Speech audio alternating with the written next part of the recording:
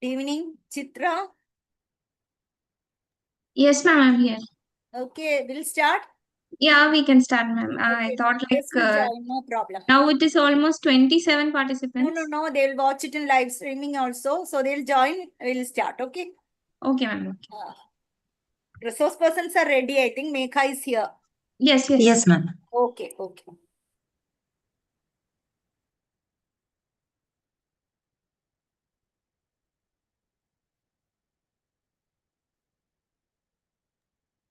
Good evening, everyone.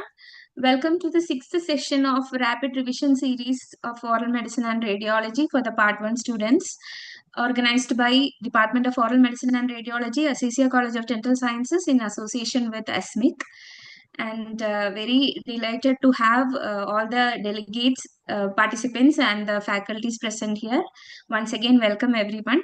It's with extreme privilege I would like to introduce our resource person for the day, Dr. Megha B. She has completed her BDS from AJ Institute of Dental Sciences, Mangalore, and MDS from KVG Dental College, Sulia.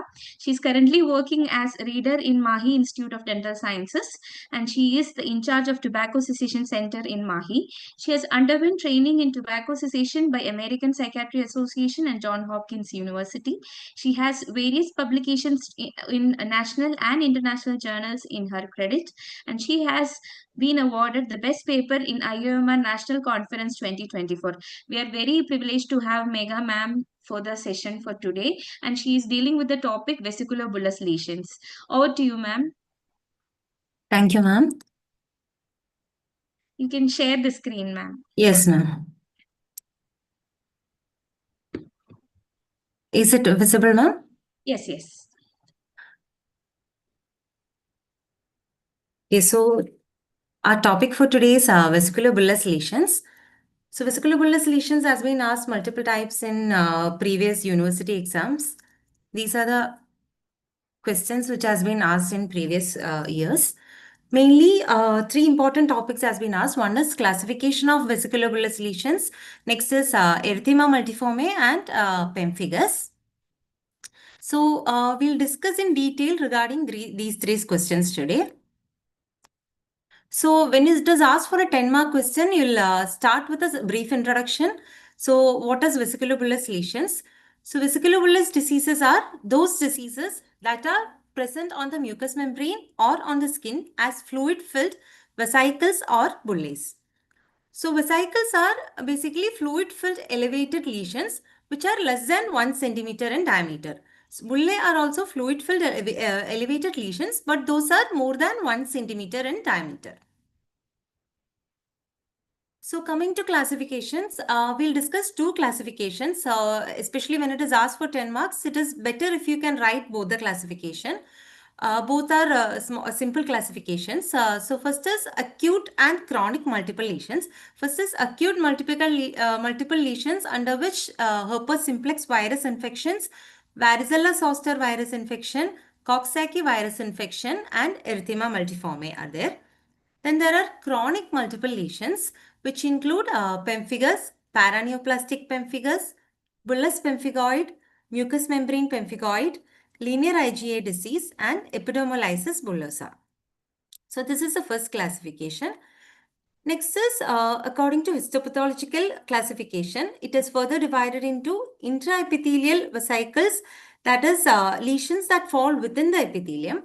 And then there are subepithelial vesicles where lesions that fall below the epithelium will come.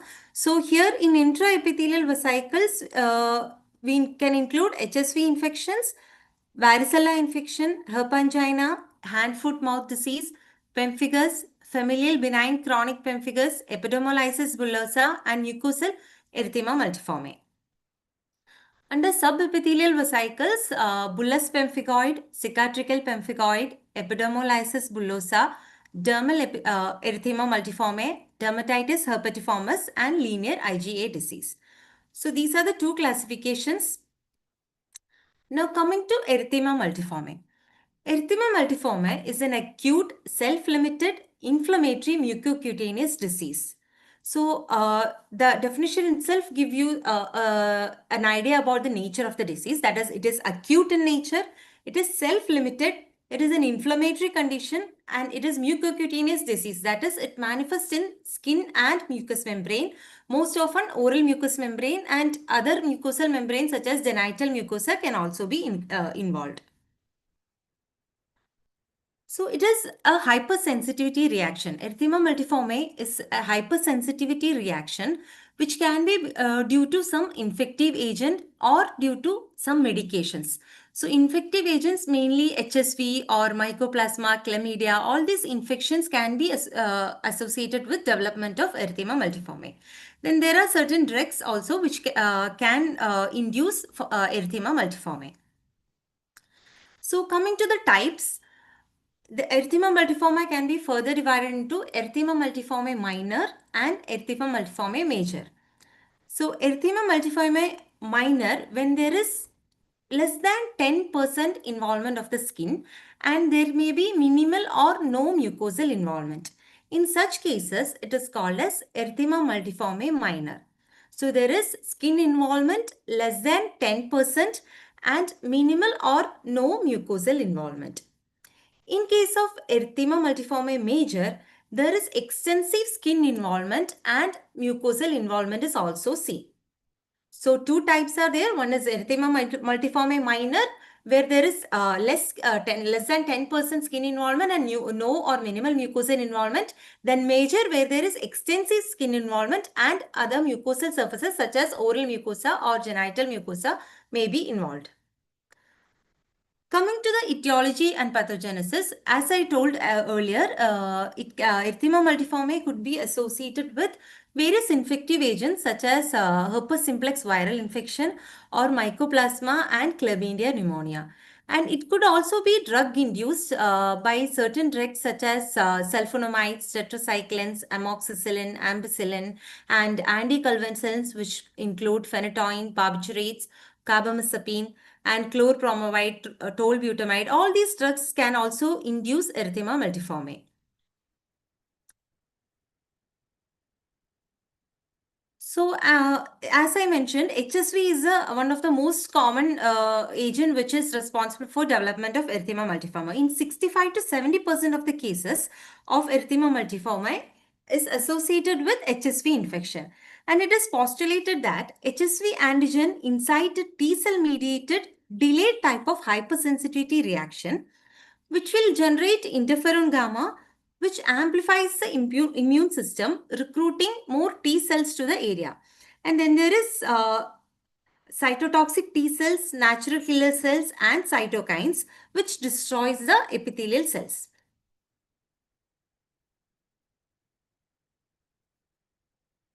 Coming to clinical features, erythema multiforme is usually seen in a younger age group patients.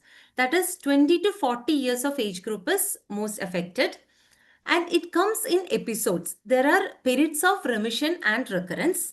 An average of 6 episodes per year can be seen, and remission rate occurs in 20% of cases. Remission occurs, and each episodes can vary from certain days to several weeks. And initially, prodromal symptoms might be seen, which include headache, sore throat, malaise, fever, and all this. So skin lesions in erythema multiforme is usually maculopapular in nature, and a characteristic feature is usually the lesion starts in the extremities and it will move towards the trunk in a symmetric distribution. And the most common sites involved are upper extremities, face, and neck. So these are the typical lesion which is seen in erythema multiforme, which is also called as target lesion or iris lesion. You can see in the picture, there is a central necrotic area and which is surrounded by concentric rings of variable color. So this is the typical lesion what we see in erythema multiforme, and it is called as target lesion or iris lesion. So skin lesions in erythema multiforme can take various forms. Hence the name multiforme is given. And lesions can cause itching and burning sensation. Also, when it heals, post-inflammatory hyperpigmentation may be seen.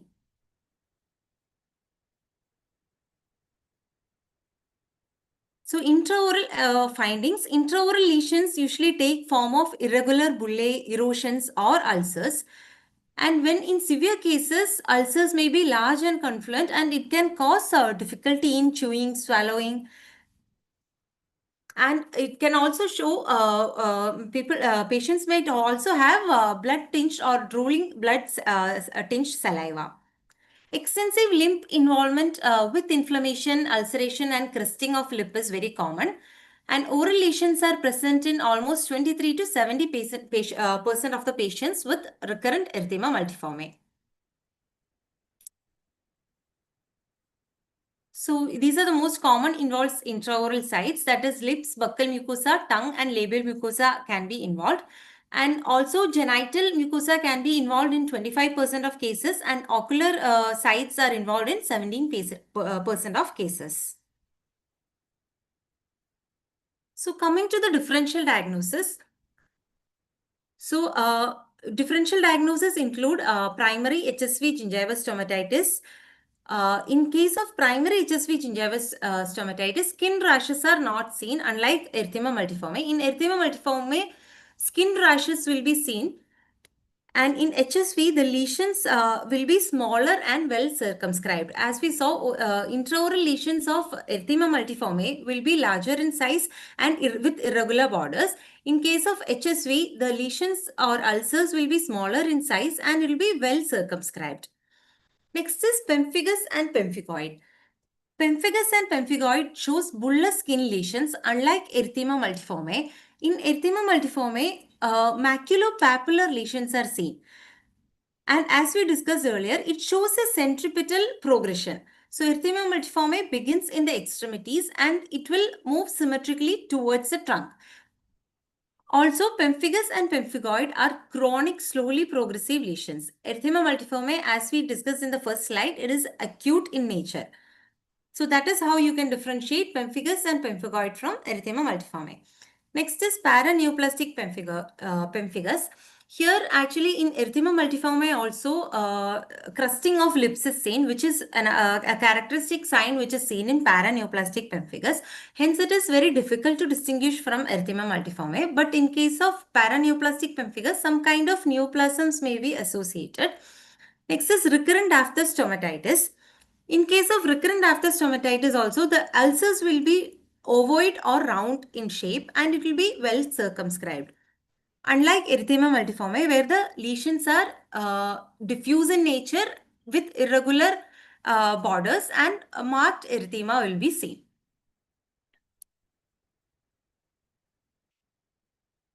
So coming to the diagnosis, a proper history taking and clinical examination might be enough for diagnosis of erythema multiforme.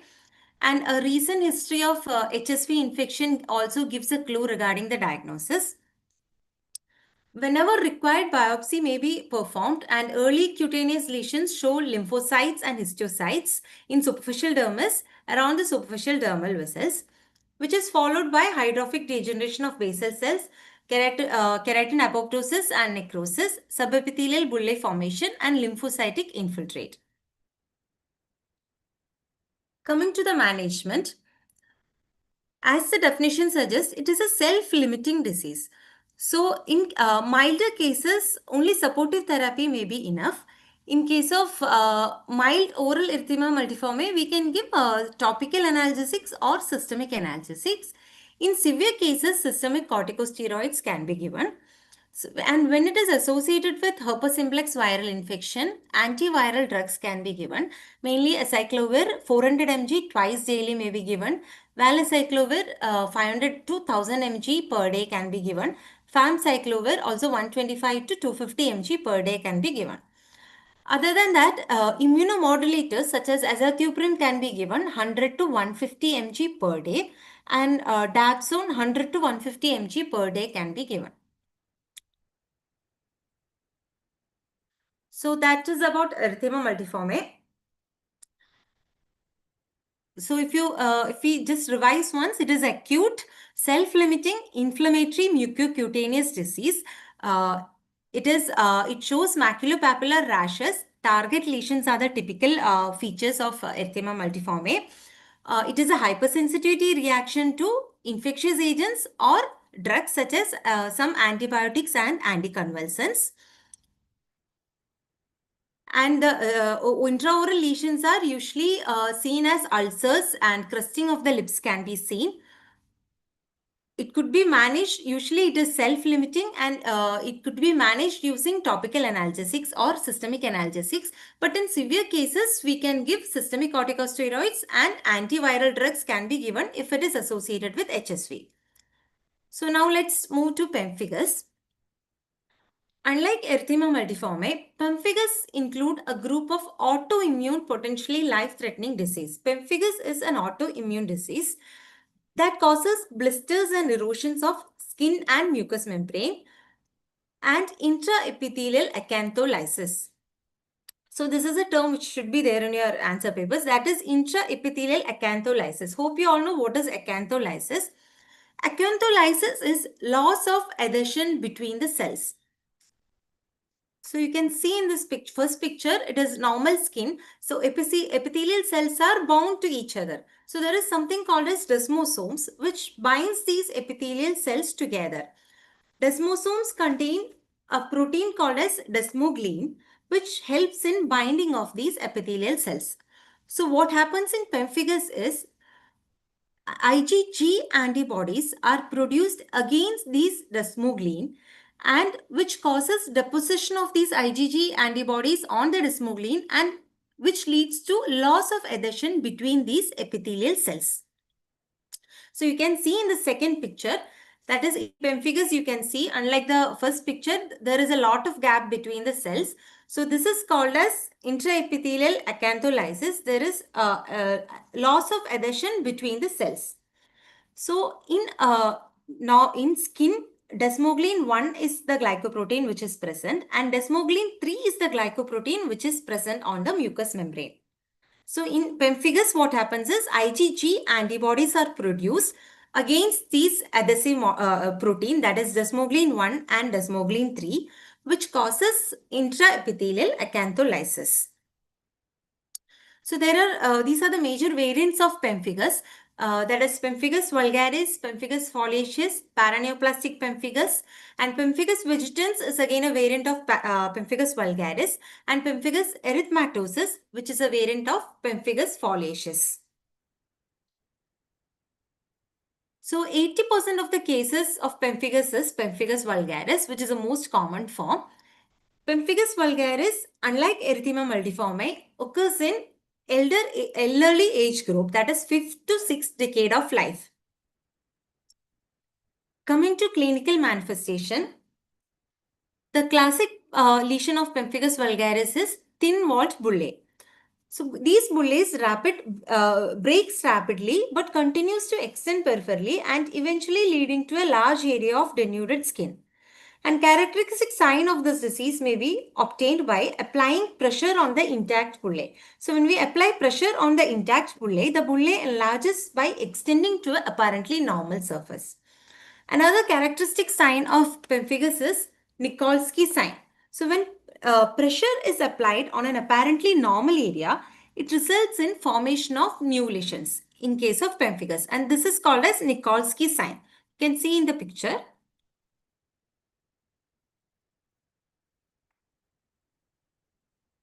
In some patients with pemphigus, they develop acute fulminating disease.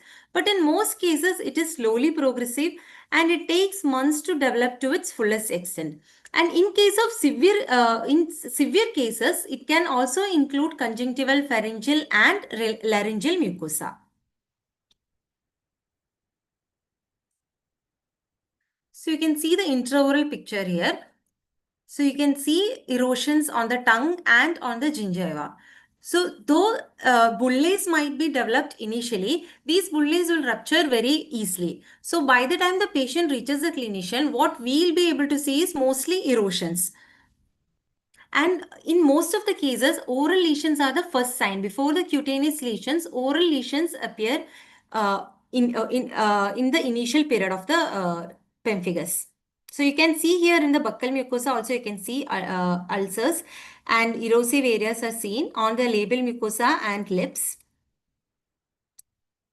So patients having oral lesions might also have esophageal lesions. And most commonly, the intraoral lesions will appear on the area where where there is occlusal trauma. So along the occlusal plane, lesions start appearing on the buccal mucosa. And the other common sites which include are palatal mucosa and gingiva. Coming to differential diagnosis.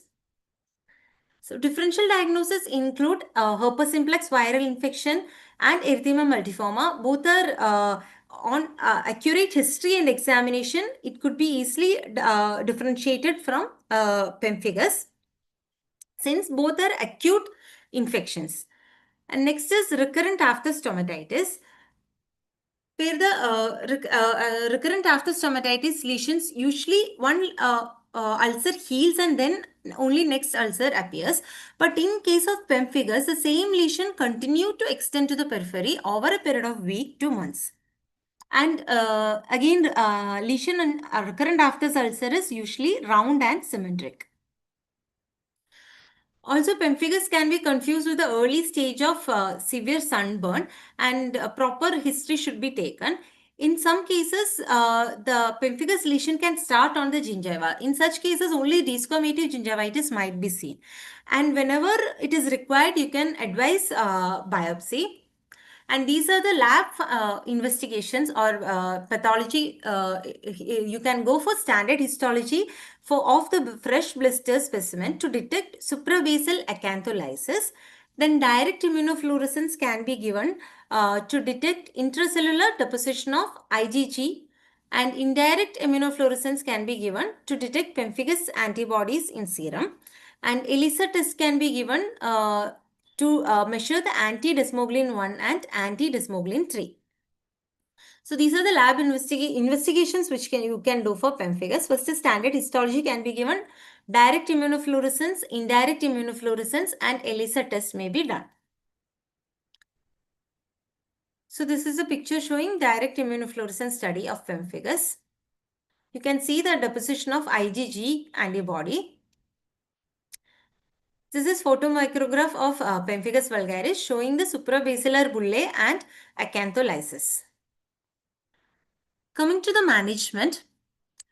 For management of pemphigus, high dose of systemic corticosteroids are usually given in a dosage of 1 to 2 mg per kg per day. And topical creams and mouthwashes of corticosteroid can also be given, such as 0.1% triamcinolone acetonide in Orabase, 0.05% fluocinolone acetonide, clobetasol propionate, halobetasol. All these topical mouthwashes and topical cream can also be given. Intralesional injections of triamcinolone acetonide can be given. And other adjuvant therapies such as mycophenolate mofetil, azathioprine, cyclophosphamide pulse therapy may be given. Azathioprine, when given, it can be given in dosage of 100 to 200 mg along with prednisolone. And prednisolone can also be given along with cyclophosphamide. So another treatment is plasmapheresis, where corticosteroids are not indicated. You can go for plasmapheresis also. Next is pulse therapy. Pulse therapy can also be given. That is discontinuous IV administration of large dose of drug other than corticosteroid, when in case of cases where corticosteroids are contraindicated, you can go for such treatment modalities as well.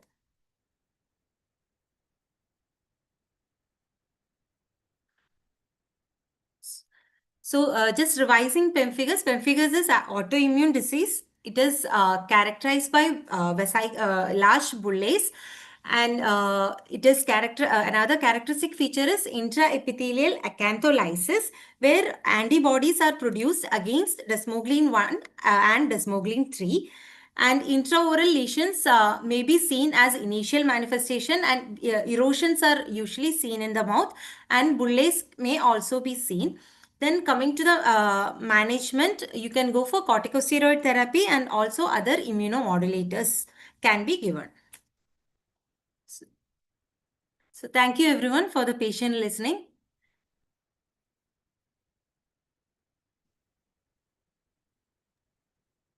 That was very good session, crisp session by Mega ma'am. Participants, any doubts? You may unmute and ask also, or you can post in the chat box. It's one of the very important topics when you're considering the part 1 topic, right, ma'am? Yes, it has been asked multiple times in Yeah, many it can come university as exam. It has been essays, asked. short Even notes. last time in 25 Jan, I think it was asked. Yes. Any doubts?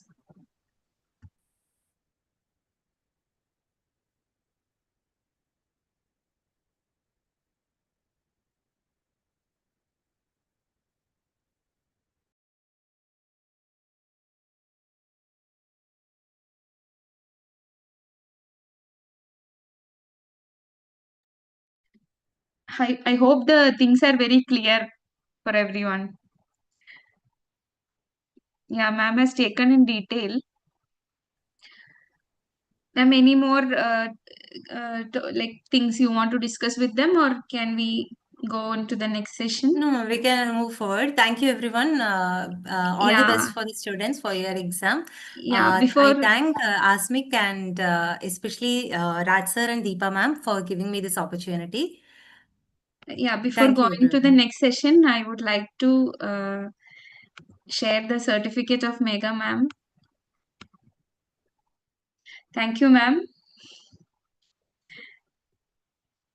Hope it is visible. Thank you. Yes, ma'am. Thank you. Okay. Thank you, ma'am. So we'll wait for the next speaker to join. Just 2 minutes. Ma'am is joining.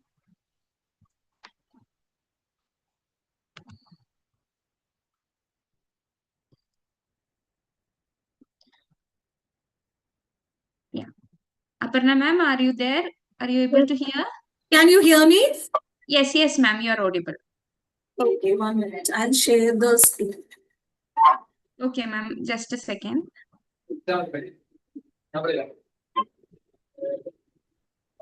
I request the participants to mute. Can you be little more audible? Are you able to hear me, ma'am?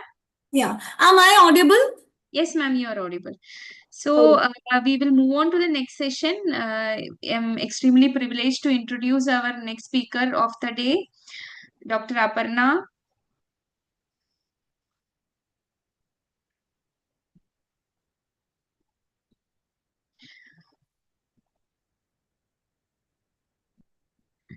Ma'am has completed her, she is currently working as a professor in Kannur Dental College, and she is possessing around 10 years of expertise. She has completed in her Bachelor of Dental Surgery from AJ Institute of Dental Sciences, Mangalore, and the Rajiv Gandhi University of Health Sciences, and Masters in OMR from Yenapoya University, Mangalore in 2014. She began her professional journey in May 2014 as senior lecturer in KMCD Dental College, and currently she is working in Kannur Dental College as a professor. We are extremely privileged to have ma'am. Ma'am has several accolades to her credits, like a lot of publications, and additionally she has completed counseling psychology course conducted by National Service Society Counseling and Career Guidance Center under Central Ministry of Youth Affairs and Sports 2025. Lot of publications to her credits and accolades. We are very privileged to have you, ma'am. And over to you, ma'am, for the session. Thank you, Chitra. Thank you so much. So can we start, students? Okay, we'll start with the radiation hazards and protection. So you know that it's very tough and very, everything in the chapter is important in this. When you see the question, you will understand why I'm telling you this.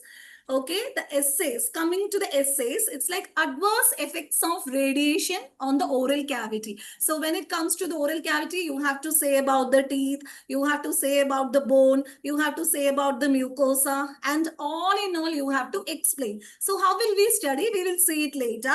Second is like, ALARA, like they have asked like what is ALARA, and radiation protection in the dental radiology is another essay. And coming to the dental radiology, coming to the radiation protection of the operator is the main thing. Okay, sometimes it can come as a short note, since like they can ask you the radiation protection of the operator. Why? I'll tell you when I'm taking it.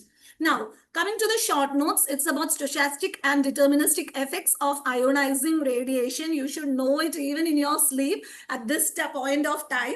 And osteoradionecrosis is another one. Then we are studying about the adverse effects of radiation on the oral cavity. I'll tell you how to study this osteoradionecrosis, radiation caries, radiation mucositis, that we will cover it together, okay? And last one is the dosimeters. And it has come as a brief note as well as it has come as a short note.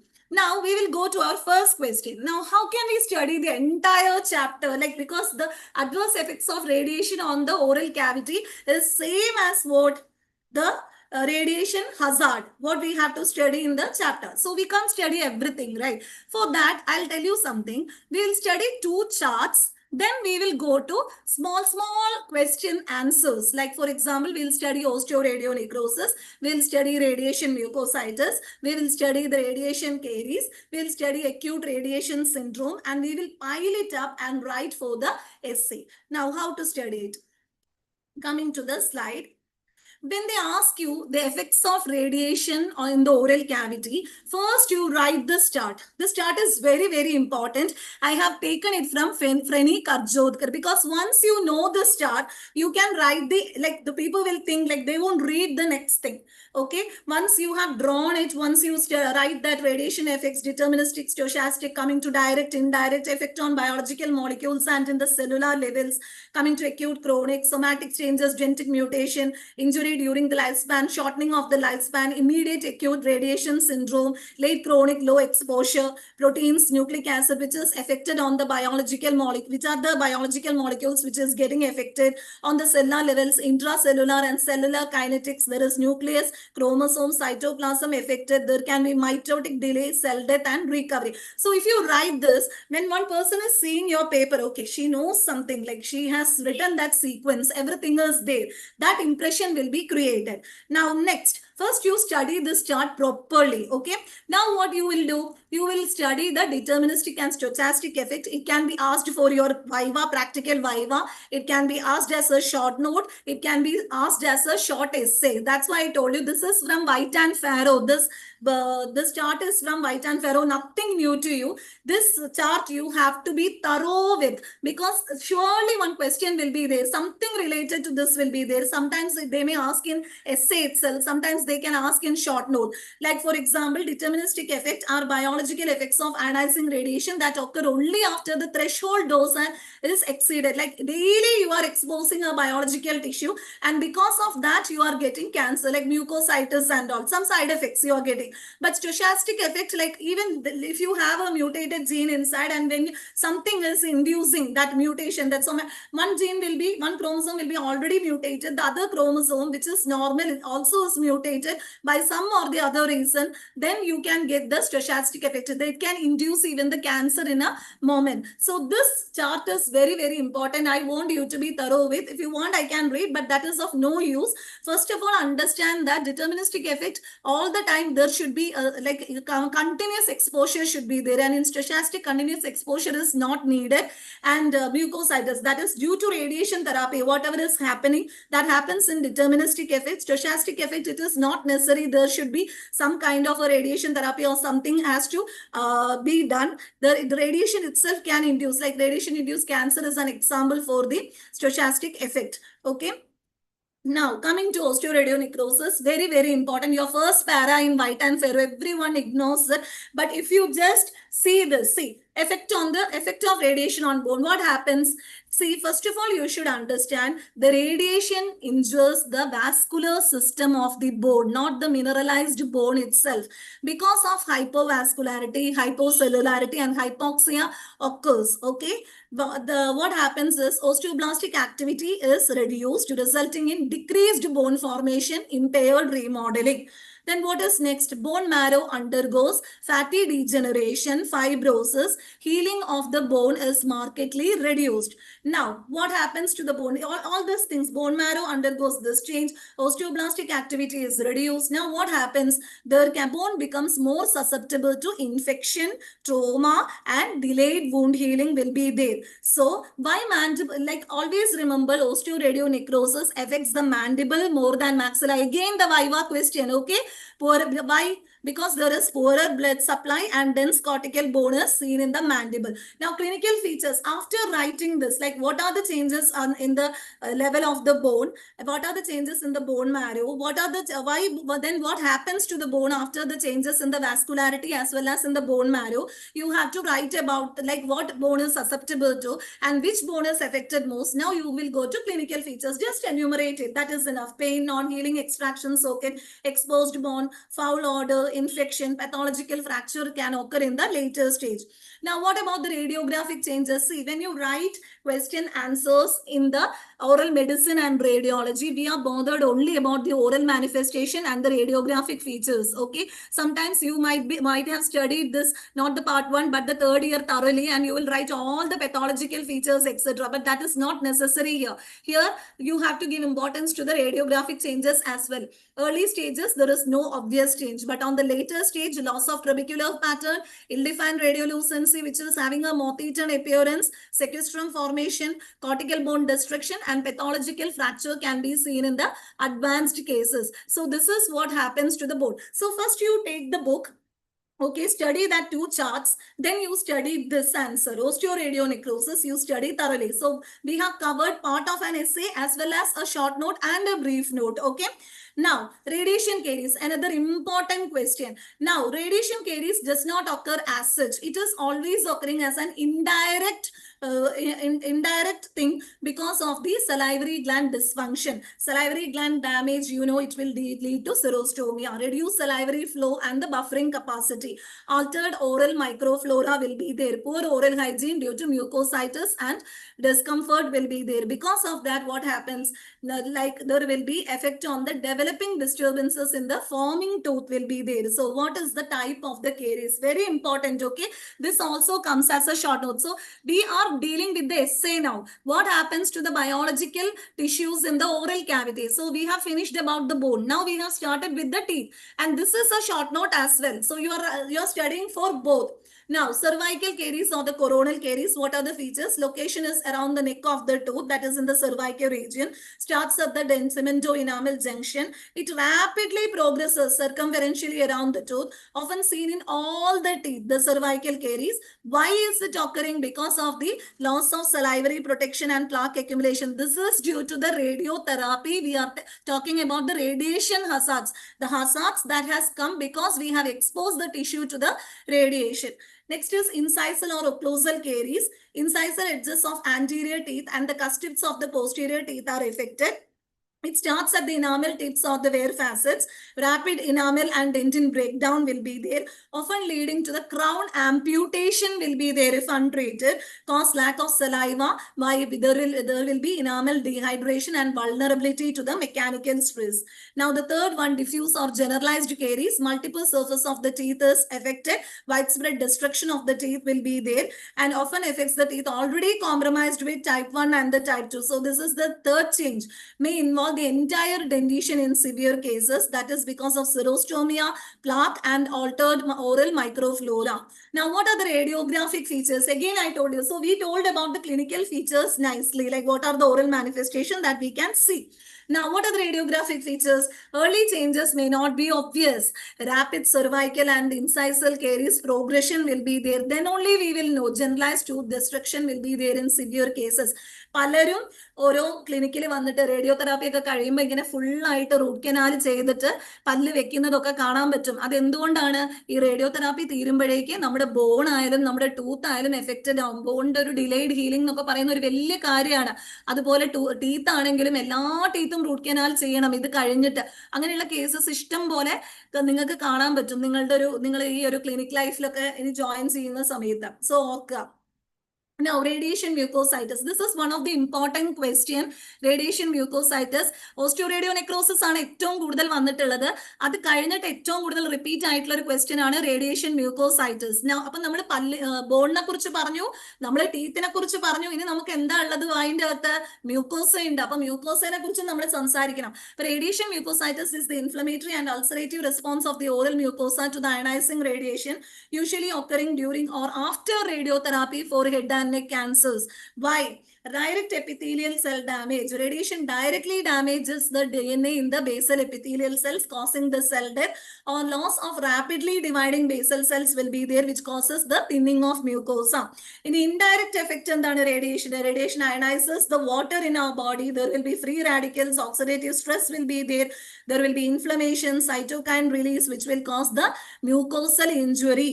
So അതുകൊണ്ട് this is very important. ഞാൻ ഈ റെഡിൽ എഴുതിയിരിക്കുന്നതൊക്കെ important ആണ്. ഇത് എഴുതിയിരിക്കണം എക്സാമിന് ഈ റെഡിൽ ഞാൻ mark ചെയ്തിട്ടുള്ള കാര്യങ്ങളൊക്കെ വളരെ ഇമ്പോർട്ടന്റ് ആണ്. If you are not writing it you won't score mark. For example ഓസ്റ്റിയോറേഡിയോനെക്രോസിസിൽ ഞാൻ ഹൈപ്പോവാസ്കുലാരിറ്റി, ഹൈപ്പോക്സിയ ഞാൻ മാർക്ക് ചെയ്തിരുന്നു. അതുപോലെ ഈ progression stages very important. Early erythema, red and inflamed mucosa, desquamation, peeling of superficial epithelial layers, ulceration, painful sores with fibrinous coating.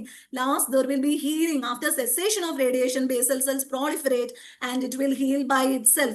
അപ്പോൾ ഈ stages ആണ് ഇതിന്റെ ക്ലിനിക്കൽ ഫീച്ചർ എന്ന് പറയുന്നത്. നമ്മൾ ഇത് നോക്കിയിട്ടാണ് കണ്ടുപിടിക്കുന്നത് എന്ത് റേഡിയേഷൻ മ്യൂക്കോസൈറ്റിസ് ഉണ്ടോ ഇല്ലയോ എന്നുള്ളത്. Now, clinical features: painful oral sores, burning sensation, erythema and edema of mucosa, difficulty in eating, swallowing or speaking. Secondary infection causes candidiasis, opportunistic infections. Onset 1 to 2 weeks after the starting of the radiation therapy. The severity depends on dose, fractionization, irradiated volume, patient health and oral hygiene as well. So, more than clinical features, I will say that concentrate on progression stages. It should be there. This is very important again, grading of the radiation mucositis based on the WHO scale. Now, what is the management you will do? One is like good oral hygiene, avoidance of irritants. You have to prevent it. You have to understand that once the radiotherapy starts, before the radiotherapy starts, one has to do all the all the preventive measures. പല്ല് പറിക്കുക, പഠിക്കേണ്ട പല്ലുകൾ പറിക്കുക, കേടായ പല്ലുകൾ അടയ്ക്കുക, ഇല്ലാത്ത ബാക്കി oral hygiene അങ്ങനത്തെ കാര്യങ്ങളൊക്കെ നോക്കുക. എല്ലാം ചെയ്തിട്ട് വേണം നമ്മൾ ഈ ട്രീറ്റ്മെന്റിന് കടക്കാൻ വേണ്ടിയിട്ട്. The fluoride treatment if radiotherapy involves the teeth. Now, symptomatic relief. What is it? Topical anesthetics can be given. Coating agents to protect the mucosa can be given. Analgesics can be given for the pain. Advanced care is nutritional support. Treat the secondary infections. Severe cases, you have to hydrate the patients through the tube and there should be pain control in the hospital. IP-ലേക്ക് മാറ്റണം. അല്ലെങ്കിൽ സാധാരണ നമ്മുടെ normal ഒരു oral ഹെൽത്തും physical ഹെൽത്തും maintain ചെയ്തിട്ടാണ് നമ്മൾ radiation മ്യൂക്കോസൈറ്റിസ് treat ചെയ്യുന്നത്. Because നന്നായി treat ചെയ്താൽ വിത്തിൻ അതിൻ്റെതായിട്ടുള്ള റിസൾട്ട് ഉണ്ട്. ബിക്കോസ് ഇതിന്റെ ലാസ്റ്റ് സ്റ്റേജ് ഏത് സ്റ്റേജ് ആണ്? ഹീലിംഗ് സ്റ്റേജ് ആണ്. ഇത് ചോദിച്ചിട്ടുണ്ട് ഒരു പ്രാവശ്യം. അക്യൂട്ട് റേഡിയേഷൻ സിൻഡ്രോം എന്താണെന്നുള്ളത് ചോദിച്ചിട്ടുണ്ട്. ഒരു ബ്രീഫ് നോട്ടിനാണ് ചോദിച്ചിട്ടുള്ളത്. എത്ര ഇമ്പോർട്ടന്റ് ആണെന്ന് ചോദിച്ചാൽ ഒരു പ്രാവശ്യം വന്നതാണെങ്കിൽ കൂടി you have to study this. It's also called radiation sickness. It's a systemic illness caused by significant whole body exposure penetrating ionizing radiation in very short period of time, that it's minutes to hours. Like അതിന്റെ different doses ആണ് കൊടുത്തിട്ടുള്ളത്. Prodromal symptoms, mild haemopoietic symptoms, severe haemopoietic symptoms, gastrointestinal symptoms and cardiovascular or central nervous system effects can be seen. This is due to the ionizing radiation, due to the exposure of the body towards the radiation. Now, ഇതിന്റെ stages phases ഒന്ന് അറിഞ്ഞിരിക്കുക എന്നുള്ളതാണ്. Like for example prodromal phase. Prodromal always means nausea, vomiting, anorexia, diarrhoea ഒക്കെ. Latent ഫേസിൽ there will be a temporary period where the individual appears to be normal as such, manifests the illness phase, like there will be gastrointestinal, bone marrow issues will be there, and the recovery or the death. Either the patient will undergo recovery or the entire biological tissue after the radiotherapy, ആ radiotherapy കാരണം അല്ലെങ്കിൽ ionising radiation കാരണം എന്ത് ചെയ്യും? ഒരു മോശം ലെവലിലേക്ക് എത്തി patient can even face the death. So organs affected, as I told you, hemopoietic syndrome, gastrointestinal syndrome, neurovascular syndrome എന്നാണ് ഇത് അറിയപ്പെടുന്നത് after the radiation exposure. Okay, which is now taste buds. What happens for the taste buds? There will be loss of taste when there is a radiation exposure due to extensive degeneration of the normal histologic architecture. And salivary glands, we already told, there will be decreased salivary flow, buffering capacity of the reducing. Parotid gland is more affected. Now wait. അപ്പൊ നമ്മള് ഇപ്പൊ പഠിച്ചത് എന്തൊക്കെയാണ്? ഒന്ന് നമ്മള് deterministic and സ്റ്റോച്ചാസ്റ്റിക് effect പഠിച്ചു. Okay, അത് പഠിച്ചു. പിന്നെ നമ്മൾ ഓസ്റ്റിയോ റേഡിയോ നെക്രോസിസ് പഠിച്ചു. ഓക്കെ, നമ്മൾ റേഡിയേഷൻ മ്യൂക്കോസൈറ്റിസ് പഠിച്ചു. നമ്മൾ ടീത്തിനെ കുറിച്ച് പഠിച്ചു. റേഡിയേഷൻ കേരീസ് പഠിച്ചു. ഇതൊക്കെ ബ്രീഫ് നോട്ട്സ് ആണ്. അപ്പം സ്റ്റോച്ചാസ്റ്റിക് ഡിറ്റർമിനിസ്റ്റിക് എഫക്റ്റ് ഒരു ഷോർട്ട് നോട്ട് ആണ്. Osteo radio necrosis short note ആണ്. റേഡിയേഷൻ കേരീസ് ഷോർട്ട് നോട്ട് ആണ്. റേഡിയേഷൻ മ്യൂക്കോസൈറ്റിസ് ഷോർട്ട് നോട്ട് ആണ്. ടേസ്റ്റ് ബഡ്സിനെ കുറിച്ച് പഠിച്ചു. സലൈവറി ഗ്ലാൻസ് ജസ്റ്റ് മെൻഷൻ ചെയ്തു നമ്മൾ. ആ എസ്സേ കഴിഞ്ഞു. മനസ്സിലായില്ല? ആ വലിയ എസ്സേ കഴിഞ്ഞു. അപ്പൊ ഇത് പഠിക്കുക. ആദ്യം നമ്മൾ ഷോർട്ട് നോട്ട്സ് ഓരോന്ന് പഠിക്കുക. അതിന്റെ കൂടെ അത് മുഴുവനായിട്ട് കമ്പൈൽ ചെയ്ത് ആ ലെസൺ എഴുതുന്ന സമയത്ത് എന്തായി? എന്താണ് radiation hazards in the oral cavity എന്നുള്ള ആ ഒരു ക്വസ്റ്റ്യന്റെ ആൻസർ ആയി. അപ്പൊ നമ്മൾ ആദ്യം ആ ചാർട്ട് വരയ്ക്കുന്നു, സ്റ്റോച്ചാസ്റ്റിക് ഡിറ്റർമിനിസ്റ്റിക് എഴുതുന്നു, നമ്മൾ osteoradionecrosis, radiation mucositis, radiation caries, അവസാനം ഒരു ടേസ്റ്റ് ബഡിനും സലൈവറി ഗ്ലാൻഡിനും കൂടി എന്ത് പറ്റുന്ന എഴുതുമ്പോൾ you will get the marks. Okay, that is what I have to speak about the radiation hazards. Now next is the more important. What is it? Radiation protection ആണ് അടുത്തത്. അതിൽ ആദ്യം വരുന്നത് വൈവയ്ക്ക് ചോദിക്കുന്ന ക്വസ്റ്റ്യൻ. ഇത് അറിയില്ലെങ്കിൽ എഴുന്നേറ്റ് പോവാൻ പറയും. What is ALARA? അത് ഫുൾ ആയിട്ട് പറയാൻ പറയും. അപ്പൊ അതിന്റെ ഫുൾ ഫോം എന്താണ്? As low as reasonably achievable. അതാണ്. ഇതൊരു ഷോർട്ട് നോട്ടിന് ചോദിച്ചിട്ടുണ്ട്.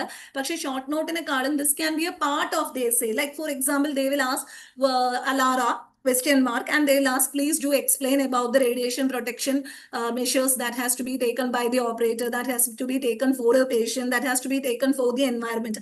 അങ്ങനെയായിരിക്കും മിക്കവാറും essay question വരാനുള്ള ചാൻസ് അങ്ങനെയാണ്. Okay, so what you will do? You will explain this. What is അലാറ? അലാറയുടെ കൂടെ ഇത് മാത്രമാണ് വരുന്നത് ഒരു ഷോർട്ട് നോട്ടിനെങ്കിൽ ഇത് എഴുതുക. ഇപ്പൊ ഞാൻ പറയാൻ പോകുന്ന കാര്യം, it is a radiation safety principle aimed at minimizing the exposure to ionizing radiation while still we are exposing the patient for the necessary diagnostic information, and use the fastest image receptors, limit the X-ray beam size with the collimation, avoid retakes by careful patient positioning, use the protective aprons, thyroid collars for the patient, maintain appropriate distance and the barriers for the operators. അപ്പം ഇത്രയും ഇതിൽ എഴുതിയിട്ട് even low doses of ionizing radiation can carry the risk of stochastic effect. എന്താണ് stochastic effect? ഒരു പ്രാവശ്യം ചിലപ്പോൾ നമ്മൾ exposed ആയാൽ പോലും there can be a mutation. അത് നമുക്ക് പറയാൻ പറ്റില്ല. പക്ഷേ എങ്കിൽ പോലും അലാറ ensures patient safety without compromising the diagnostic quality. stochastic effectനെ കുറിച്ച് നമ്മുടെ കൺട്രോളിലാണോ? അല്ല. പക്ഷെ obviously deterministic effect ഒക്കെ ഇല്ലാതെയാക്കാൻ വേണ്ടിയിട്ട് ഒരുപാട് അലാറ നമ്മളെ സഹായിക്കും. whatever it is, never expose a patient unnecessarily. അതാണ് ഇതിന്റെ ഫുൾ ഫോം. ഭയങ്കര ഇമ്പോർട്ടന്റ് ആണ്. ഇത് എന്തായാലും ചോദിക്കും. ഒരുവിധം നിങ്ങൾ ആൻസർ എഴുതിയിട്ടില്ല അല്ലെങ്കിൽ എന്തെങ്കിലും ഒരു പ്രശ്നം ഉണ്ടെങ്കിൽ ഇത് ചോദിക്കും. So as low as reasonably achievable ആണ്. ഇത് മാറ്റി പറയരുത്. Now patient protection. ഡെന്റൽ പേഴ്സണലിനെയാണ് എപ്പോഴും ചോദിക്കാറ് പേഷ്യന്റ് പ്രൊട്ടക്ഷൻ. ഇനി ഞാൻ പറയാണ്. First is patient protection techniques prior to the exposure. എക്സ്പോഷറിന് മുന്നേ എന്തൊക്കെ ശ്രദ്ധിക്കണം? During the exposure and after the exposure. ഇങ്ങനെ മൂന്നായിട്ട് ഡിവൈഡ് ചെയ്യണം എന്ത് പേഷ്യന്റ് പ്രൊട്ടക്ഷൻ. അപ്പൊ പ്രയോർ ടു ദി എക്സ്പോഷർ ആദ്യം നമ്മൾ മനസ്സിലാക്കേണ്ടത് എന്താണ്? റേഡിയോഗ്രാഫ് വേണമോ വേണ്ടയോ എന്ന് ആദ്യം തീരുമാനിക്കണം. ഇനി വേണമെങ്കിൽ തന്നെ IOPA ആണോ എടുക്കേണ്ടത് അതോ ഒക്ലൂസൽ ആണോ എടുക്കേണ്ടത്, എനിക്ക് OPG ആണോ വേണ്ടത് എന്നുള്ളത് ആദ്യം മനസ്സിലാക്കണം. അത് എത്ര പ്രാവശ്യം എടുക്കേണ്ടി വരും, പേഷ്യന്റിന് ശരിക്കും ഇത് നീഡഡ് ആണോ അല്ലയോ. പിന്നെ പ്രോപ്പർ എക്യുപ്മെന്റ്. നമ്മളുടെ എക്സ്റേ ട്യൂബിന് ഒരു അതുണ്ടാവാൻ പാടുണ്ടോ? ഇല്ല. നമ്മളുടെ എക്സ്റേ എൻവയറമെന്റ് ലൈക്ക് നമ്മളുടെ കോളേജിലെ അല്ലെങ്കിൽ നമ്മളുടെ ക്ലിനിക്കിലെ എക്സ്റേ എൻവയറമെന്റ് പ്രോപ്പർ എക്യുപ്മെന്റ് ആയിരിക്കണം. അതിൽ ഫിൽറ്റേഴ്സ്, കോളിമേറ്റേഴ്സ്, പൊസിഷൻ ഇൻഡിക്കേറ്റിംഗ് ഡിവൈസസ് ഒക്കെ ഉണ്ടായിരിക്കണം. ഇനി വാട്ട് ഈസ് ഫിൽട്രേഷൻ? ഞാൻ ഫിലിംസ് ആൻഡ് അക്സസറീസിലേക്ക് കടക്കുന്നില്ല. പക്ഷെ ജസ്റ്റ് ഇത് പറയുമ്പോൾ ഇത് പറയുന്ന വേണം. അപ്പൊ എങ്ങനെയൊക്കെയാണ് നമ്മൾ പേഷ്യന്റിനെ പ്രൊട്ടക്ട് ചെയ്യുന്നത് എന്ന്. അപ്പൊ ഞാൻ പറഞ്ഞു നമ്മൾ ആദ്യം എന്യൂമറേറ്റ് ചെയ്യും. പ്രോപ്പർ എക്യുപ്മെന്റ് എന്ന് പറഞ്ഞിട്ട് എന്യൂമറേറ്റ് ചെയ്യും. ഫിൽറ്റേഴ്സിനെ കുറിച്ച് കുറച്ച് എഴുതണം. Removing X-ray photons of less penetrating power, inherent filtration, X-ray tube, glass, oil, collimator, mirror. ഇതാണ് and the inherent filtration. Added filtration, aluminum sheets placed in the beam 1 to 1.5 millimeter, and total filtration, inherent filtration plus added filtration, that is greater than equal to 2.5 millimeter. ഞാൻ നിങ്ങളോട് ഒരു കാര്യം പറയാം, ഇത് കാണാൻ പാടായിരിക്കണം. ഇത് വൈവയ്ക്ക് ചോദിക്കും, ഉറപ്പായിട്ടും ചോദിക്കും വൈവയ്ക്ക്. ഇൻഹെറന്റ് ഫിൽട്രേഷൻ, ആഡഡ് ഫിൽട്രേഷൻ, ഇതിന്റെ വാല്യൂസും എന്താണ്, ഫിൽറ്റേഴ്സ് ഇതിൽ യൂസ് ചെയ്തിട്ടുള്ള എക്സ്റേ ട്യൂബിൽ യൂസ് ചെയ്തിരിക്കുന്ന ഫിൽറ്റേഴ്സ് എന്തൊക്കെയാണെന്നും what is the function of the filters എന്നും ചോദിക്കും. ഈ ഫിൽറ്റേഴ്സ് എന്തിനു വേണം നമുക്ക്? എൻവയറമെന്റ് പ്രൊട്ടക്ഷനിലും എഴുതണം, അതുപോലെ പേഷ്യന്റ് പ്രൊട്ടക്ഷനിലും എഴുതണം. അതുകൊണ്ട് ഇത് കാണാപ്പാഠം പഠിച്ചു വെക്കണം. Next collimation, another important question. Collimator അറിയാമെന്ന് ഞാൻ വിചാരിക്കുന്നു. ഈ ഒരു ചെറിയ നമ്മുടെ പൊസിഷൻ ഇൻഡിക്കേറ്റിംഗ് ഡിവൈസിന്റെ അവിടെയുള്ള ഒരു റൗണ്ട് സാധനത്തിനാണ് കോളിമേറ്റർ എന്ന് പറയുന്നത്. What does it do? It decreases the risk of radiation, minimises the scattered radiation, decreases the film form, sharper image with better contrast can be got. At least ഇത് മുഴുവൻ എഴുതിയില്ലെങ്കിലും ഒരു essay ചോദിക്കുമ്പോഴാണ് ഞാൻ പറയുന്നത്. ഞാൻ ഫിലിംസ് ആൻഡ് അക്സസറീസ് അല്ല ഇവിടെ പഠിപ്പിക്കുന്നത്. ഇത് എസ്സേ ആണ് നമ്മൾ ഇപ്പൊ ചെയ്തുകൊണ്ടിരിക്കുന്നത്. പേഷ്യന്റ് എങ്ങനെ പ്രൊട്ടക്ട് ചെയ്യാം. അപ്പൊ നമ്മൾ പറഞ്ഞു പ്രോപ്പർ എക്യുപ്മെന്റ്. ആ പ്രോപ്പർ എക്യുപ്മെന്റിന്റെ കീഴിലാണ് എന്ത് വരുന്നത്? കോളിമേഷൻ. അപ്പൊ ഈ 4 വാചകങ്ങൾ, ഈ 4 സെന്റൻസസ് എഴുതിക്കൊള്ളണം. ഈ റെഡിൽ പറഞ്ഞിട്ടുള്ളത് മുകളിലത്തേത് എഴുതിയില്ലെങ്കിലും സാരമില്ല. പക്ഷെ എസ്സേ ആവുമ്പം താഴത്തെ ആ 4 പോയിന്റ്സ് എഴുതണം. അതിനാണ് ഞാൻ റെഡിൽ കൊടുത്തിട്ടുള്ളത് കേട്ടോ. പിന്നെ position indicating devices. Position indicating devices എന്താ ചെയ്യുക? It minimises the volume irradiated and increases the target film distance. അതാണ് അതിന്റെ മെയിൻ ഫംഗ്ഷൻ എന്ന് പറയുന്നത്. അറിയാലോ പൊസിഷൻ ഇൻഡിക്കേറ്റിംഗ് ഡിവൈസ് എന്നൊക്കെ പറഞ്ഞാൽ എന്താണെന്ന് അറിയാലോ? ഈ ലെഡ് കോളിമേറ്ററിന്റെ അവിടുന്ന് മാർക്ക് ചെയ്തിട്ടുള്ള PhD മാർക്ക് ചെയ്തിട്ടുള്ളതാണ് position indicating device. Okay, so ഈ 2 പോയിന്റ്സ് എന്ത് എഴുതണം? പൊസിഷൻ ഇൻഡിക്കേറ്റിംഗ് ഡിവൈസസിൽ എഴുതണം. അപ്പൊ പേഷ്യന്റിന്റെ പ്രൊട്ടക്ഷൻ എന്ന് പറയുമ്പോൾ നമ്മളിപ്പോ സംസാരിച്ചുകൊണ്ടിരിക്കുന്ന ബിഫോർ ദി എക്സ്പോഷർ ആണ്. ആദ്യം നമ്മൾ തീരുമാനിച്ചു എക്സ്റേ വേണോ വേണ്ടയോ എന്ന്. അത് കഴിഞ്ഞിട്ട് നമ്മൾ ഫിൽട്രേഷനും കോളിമേഷനും പൊസിഷൻ ഇൻഡിക്കേറ്റിംഗ് ഡിവൈസ് ഒക്കെ കറക്റ്റ് അല്ലേ, അത് എന്താണെന്ന് നമ്മൾ എക്സ്പ്ലെയിൻ ചെയ്തു. ഇനി ഡ്യൂറിംഗ് ദി എക്സ്പോഷർ എന്തൊക്കെ വേണം? Thyroid collars, lead apron, fast films ഉപയോഗിക്കുക, ഇന്റൻസിഫൈങ് സ്ക്രീൻസ് ഉള്ള റേഡിയോഗ്രാഫ്സ് എടുക്കാൻ ശ്രമിക്കുക. അതെപ്പോഴും നമുക്ക് പോസിബിൾ അല്ല. എക്സ്ട്രോറൽ റേഡിയോഗ്രഫി ഒക്കെ വേണ്ടി വരും. Film holding devices very important, അത് ഉപയോഗിക്കുക. പ്രോപ്പർ എക്സ്പോഷ്യർ ഫാക്ടർ സെലക്ട് ചെയ്യുക, ഗുഡ് ടെക്നിക് ഉപയോഗിക്കാം. തൈറോയിഡ് കോളേഴ്സ് ഒക്കെ ഇത്രയും എഴുതിയില്ലെങ്കിലും നിങ്ങൾക്ക് ഒന്ന് മെൻഷൻ ചെയ്യാൻ പറ്റുമെങ്കിൽ വളരെ നല്ലതാണ്. ഫ്ലെക്സിബിൾ ലെഡ് ഷീൽഡ് ആണ് placed around the patient's neck, protect the thyroid from the scattered radiation. എന്താണ് ഫംഗ്ഷൻ എന്ന് അറിയണേ. ഇതൊക്കെ വൈവയിൽ എന്തായാലും ചോദിക്കും. ഈ ക്വസ്റ്റ്യൻ ആണ് മെയിൻ എസ്സേ എങ്കിൽ പിന്നെ വൈവയ്ക്ക് ഇങ്ങനത്തെ ക്വസ്റ്റ്യൻസ് ആയിരിക്കും. എന്താണിത് ബിക്കോസ് ഇതിങ്ങനെ ഡിവൈഡ് ചെയ്ത് ചോദിക്കാൻ പറ്റുന്ന ക്വസ്റ്റ്യൻസ് ആണിത്. As a separate shield or a part of lead apron recommended for all intraoral films reduces exposure by 92%. അവർ ചോദിക്കും തൈറോയിഡ് പ്രൊട്ടക്ട് ചെയ്യാനാണ് 92% വരെ ഇത് എക്സ്പോഷർ റെഡ്യൂസ് ചെയ്യും. Now we are having the lead apron 98% ആണ് കേട്ടോ. Recommended for intraoral and extraoral films. Next one is about the fast films. Fast film ഏതാണ് ഇപ്പൊ ഉള്ളതിൽ വെച്ചിട്ട്? എഫ് സ്പീഡ് ആണ് ഇപ്പൊ ഏറ്റവും ഫാസ്റ്റ്. D ഉണ്ട്, E ഉണ്ട്, F ഉണ്ട്. എന്താണ്? F speed film E speed ഫിലിമിനെക്കാളും 20%, അതുപോലെ D speed films 60%, D speed ഫിലിംസിനെക്കാളും 60% എന്തിനെ കുറയ്ക്കും? പേഷ്യന്റ് എക്സ്പോഷറിനെ കുറയ്ക്കും. സോ ഇത് നമ്മൾ അറിയണം. ഏത് സ്പീഡ് ഫിലിംസ് ആണ് ഇപ്പൊ അവൈലബിൾ, ഇതൊക്കെ ചോദിക്കും. ഏതൊക്കെയാണ് യൂസ് ചെയ്യുക, ഇപ്പൊ ഏതാണ് അവൈലബിൾ, അത് എത്ര റെഡ്യൂസ് ചെയ്യും, അതുകൊണ്ടുള്ള അഡ്വാൻറ്റേജ് എന്താണ് എന്നൊക്കെ വൈവയ്ക്ക് ചോദിക്കും. അതുപോലെ തന്നെ നമ്മൾ ഡ്യൂറിംഗ് ദ എക്സ്പോഷർ എഴുതുമ്പോൾ നമ്മൾ ഇത് എഴുതണം. ഇന്റൻസിഫൈങ് സ്ക്രീൻസ്, നമ്മൾ rare earth elements, again viva question ആണ്. റെയർ എർത്ത് എലിമെന്റ്സ് നമ്മുടെ എന്താണ്? ടെർബിയം ബേസ്ഡ് ഗഡോലിനിയം ഓക്സി സൾഫൈഡും താലിയം ബേസ്ഡ് അന്താനം ഓക്സി ബ്രോമൈഡ് എന്നൊക്കെ ഉള്ളത് കാണാപ്പാഠം പഠിച്ചു വെച്ചോളണം. എന്തായാലും ഒരു ക്വസ്റ്റ്യൻ അതിൽ നിന്ന് ഉണ്ടാവും. ഓക്കെ, നമ്മൾ എപ്പോഴും എന്ത് യൂസ് ചെയ്യുക? ഇന്റൻസിഫൈങ് സ്ക്രീനിന്റെ എഫക്റ്റ് യൂസ് ചെയ്യുക. ലൈറ്റ് എമിറ്റിംഗ് യൂസ് ചെയ്തിട്ട് വേണം. അപ്പൊ കൂടുതൽ എഫക്റ്റീവ് ആയിരിക്കും. മോർ സെൻസിറ്റീവ് ആയിട്ടുള്ള കാര്യങ്ങൾ യൂസ് ചെയ്തിട്ട് വേണം എന്ത് ഉപയോഗിക്കാൻ വേണ്ടിയിട്ട്? നമ്മൾ എക്യുപ്മെന്റ് ഉപയോഗിക്കാൻ വേണ്ടിയിട്ട്. Next is film holding devices which is very important. Reduces the patient exposure, stabilise the film position in the mouth, provides external guide to the indicating film position and collimate the beam to size of an x-ray film. So ഇത്രയും കാര്യങ്ങളാണ് film holding devices ചെയ്യുന്നത്. നമ്മൾ ഇത് ഈ radiation protection എന്ന് പറയുമ്പം ആലോചിച്ചോളുക. Filters വരുന്നുണ്ട്, കോളിമേറ്റേഴ്സ് വരുന്നുണ്ട്, പൊസിഷൻ ഇൻഡിക്കേറ്റിംഗ് ഡിവൈസസ് വരുന്നുണ്ട്, തൈറോയിഡ് കോളേഴ്സ് വരുന്നുണ്ട്, ലെഡ് ഏപ്രൺ വരുന്നുണ്ട്, ഫിലിം ഹോൾഡിംഗ് ഡിവൈസസ് വരുന്നുണ്ട്, ദ ഫിലിംസ് ഏതൊക്കെ ഫിലിംസ് ആണ് ഉപയോഗിക്കുന്നതെന്ന് വരുന്നുണ്ട്. ഇതിൽ നിന്നൊക്കെ ക്വസ്റ്റ്യൻസ് ഉറപ്പായിട്ടും നിങ്ങൾ ഇനി ഇത് വിട്ട് കളയാൻ പറ്റുന്ന ഒരു ചാപ്റ്റർ അല്ല. ഇത് അത്രയും ഇമ്പോർട്ടന്റ് ആയിട്ടുള്ള ഒരു ചാപ്റ്റർ ആണ്. ഇതിന്റെ കൂടെ തന്നെ നിങ്ങൾ എന്ത് പഠിച്ചോളണം? നിങ്ങൾ ആ ഫിലിംസ് ആൻഡ് അക്സസറീസ് പഠിപ്പിച്ചോളണം. അതും കൂടെ കമ്പൈൻ ചെയ്തിട്ട് പഠിക്കുക. അപ്പൊ കുറച്ചും കൂടെ എളുപ്പമാവും. അവിടുന്ന് പഠിക്കുക. ആ ലെസണിന് ഇതിന്റെ എക്സ്പ്ലനേഷൻ പഠിക്കുക. Now, after exposure, you have to do a proper film handling, proper film processing, and the interpretation of the image. Now, that is what is all about the protection of the patient. Very, very important ആണ് ഇനി അടുത്തത് protection for the operator. ഇത് ഭയങ്കര important ആണ്. ആ position distance rule ഉള്ളത് കൊണ്ട് ഇതാണ് എപ്പോഴും ചോദിക്കുന്നത് കേട്ടോ. ഇത് അറ്റ്ലീസ്റ്റ് ഒരു ഇത് ഷോർട്ട് നോട്ടിനെങ്കിലും വരികയാണെങ്കിൽ ഈ ചാപ്റ്ററിന് ചോദിക്കുമ്പോൾ ഇത് ചോദിക്കാതിരിക്കില്ല. ഡെന്റൽ പേഴ്സണലിന്റെ എങ്ങനെയാണ് പ്രൊട്ടക്ട് ചെയ്യുന്നത് എന്നുള്ളത് നമ്മളിത് അറിഞ്ഞിരിക്കുകയും വേണം. പ്രൈമറി ബീം എന്ന് പറഞ്ഞാൽ എന്താണ്? പ്രൈമറി ബീം എപ്പോഴും റേഡിയേഷൻ ഹൈ പെനിട്രേറ്റിംഗ് പവറുള്ള നമ്മുടെ ഇമേജ് ഫോം ചെയ്യാൻ സഹായിക്കുന്ന റേഡിയേഷൻ ആണ് എന്ത് പറയുന്നത്? പ്രൈമറി ബീം എന്ന് പറയുന്നത്. അപ്പൊ effort must be made so that operator can leave the room and take A suitable position behind the barriers.